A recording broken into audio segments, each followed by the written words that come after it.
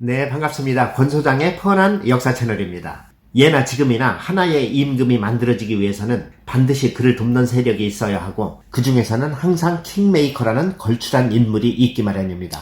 조선의 경우를 보더라도 태조 이성계로부터 시작해 마지막 왕인 순종에 이르기까지 27명의 왕 중에 적장자는 겨우 7명 뿐이었으니 얼마나 복잡한 권력 싸움과 암투가 있었는지 가히 짐작이 되는 상황입니다. 조선의 킹메이커하면 대표적으로 이성계의 남자 정도전이 있었고, 이방원의 남자 하륜, 그리고 수양대군 세조의 남자 한명회 등이 대표적인 인물들인데요. 물론 그 중에서는 본받을 만한 인물도 있고 지탄받을 만한 인물도 있겠지만, 그들의 처세와 지혜를 통해 지금 우리의 삶의 방향을 조명해보는 것도 큰 의미가 있는 듯합니다. 이번 영상에서는 하륜이라는 걸출한 인물에 대해 한번 탐구해보도록 하겠습니다. 인생은 하륜처럼이라는 유행어가 나올 정도로 하륜이라는 인물은 역사적으로 비교적 좋은 평가를 받고 있지만, 사실 그를 정확히 알고 계신 분들은 그리 많지 않은 것 같아 그의 존재감이 살짝 저평가되어 있는 인물이 아닌가도 싶습니다.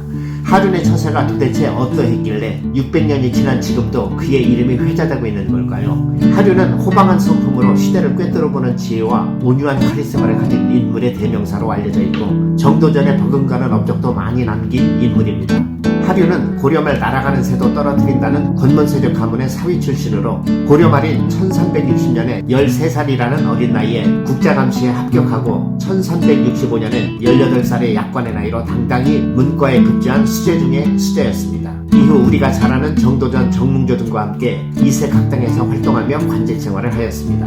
하륜의 존재감이 드러나게 된 사건은 이성계의 수도천도에 관여하게 되면서인데요. 뿌리 깊은 권문세력의 존재감이 그득했던 당시 수도인 개경에서는 자신의 정치적 입지를 펼치기 어렵다고 판단한 이성계는 수도를 옮기기로 결정하고, 지금의 계룡산 인근을 도읍지로 정하고 10개월가량 공사를 하던 중 하륜은 이곳은 풍수지리학적으로 좋지 않고 입지가 좁아 수도로서 적합지 않다는 상소를 올리게 되는데, 그 의견이 받아들여져 공사를 중단하고 수도를 지금의 서울인 한양으로 확장하는 데 결정적인 역할을 한 인물입니다. 사실 고려 말 왕위에 군림했던 권문세족들의 횡포를 보다 못해 신진사대부인 정도전과 신흥무인 세력인 이성계가 손을 잡고 역성혁명으로 세워진 나라가 조선이었으니, 혁명에 성공하자 권문세족들은 모두 작살이 났겠죠. 여기서 하륜이 조금만 모난 모습을 보였다면 가차없이 제거됐겠지만, 하륜은 자신의 분수를 알고 납작 몸을 낮췄기 때문에 살아났고, 혁명이 성공하자 하륜은 지방 한직을 전전하며 별 볼 일 없이 지내며 때를 기다리게 됩니다. 그러다 우연히 한 결혼식에 초대받아 가게 되는데, 그 집안은 훗날 원경항우가 될 민씨와 이방원의 혼례였습니다. 민씨의 아버지인 민재와 하륜은 오랜 친구 사이였기 때문에 초청을 받은 것입니다. 거기서 영리하게 밝았던 하륜은 그 집 사위가 될 이방원의 얼굴을 보고 그가 범상치 않은 인물임을 깨닫고 친구인 민재의 도움을 받아 의도적으로 접근하여 친분관계를 형성하면서 그들의 인연은 시작되게 되는 것인데요.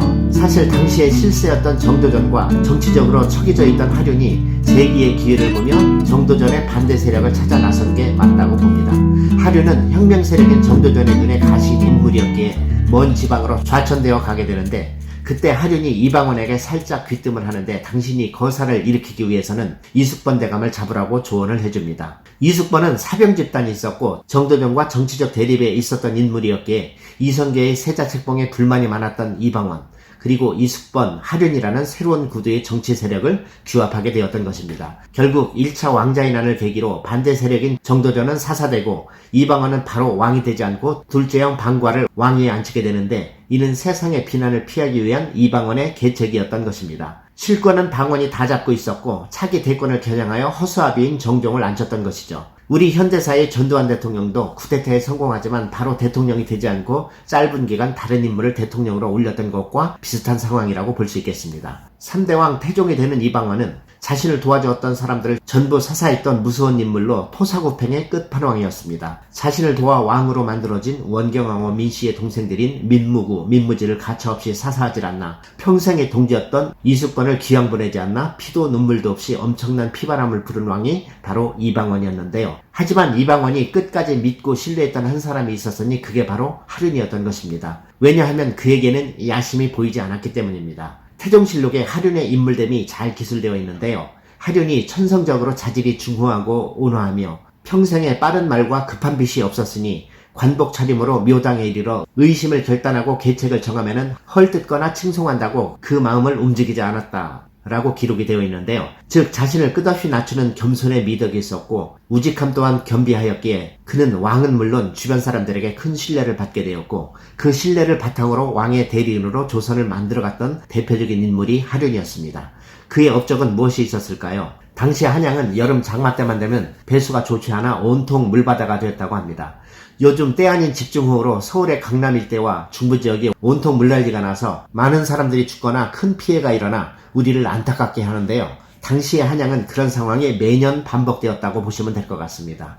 이를 본 하륜은 계책을 내는데 한양의 중심을 관통하는 토목공사를 하여 큰 수로를 만드는데 그 수로가 지금의 청계천입니다.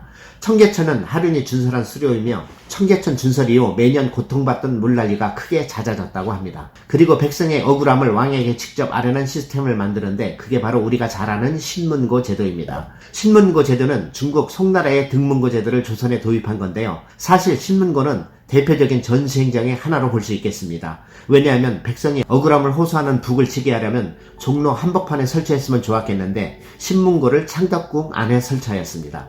지금도 창덕궁에 가면 신문고를 볼 수 있는데요. 어느 백성이 궁궐 안에 들어가 북을 칠 수 있었겠습니까만 비록 전시행정일망정 백성을 생각했다는 정신은 높이 평가할 만하겠습니다. 그리고 우리나라 최초로 모든 백성에게 주민등록증을 만들어준 인물이 하륜입니다. 이게 바로 인력관리의 혁명인 호패법 실시인데요. 이 호패법을 실시하게 되면서 조정에서는 전국의 인구수를 정확히 파악할 수 있었고 군역 및 세금 관리를 효율적으로 할 수 있게 되어 부국강병에 초석을 놓을 수 있었습니다. 또한 그는 모시는 군주의 성향을 정확히 판단하는 지혜가 있었는데요.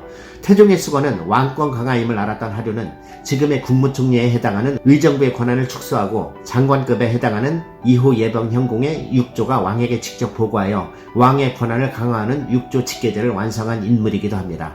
그 외에도 백성들의 빈곤을 해결하기 위해 둔전법과 연미호미법 등 다양한 정책들을 시도했는데요. 연미호미법은 풍년이 들었을 때 국가에서 거두었다가 흉년이 들었을 때 나눠주는 구황정책으로 많은 반대에 부딪혔지만 다음 왕이었던 세종 때에 그 진가를 발휘하게 됩니다.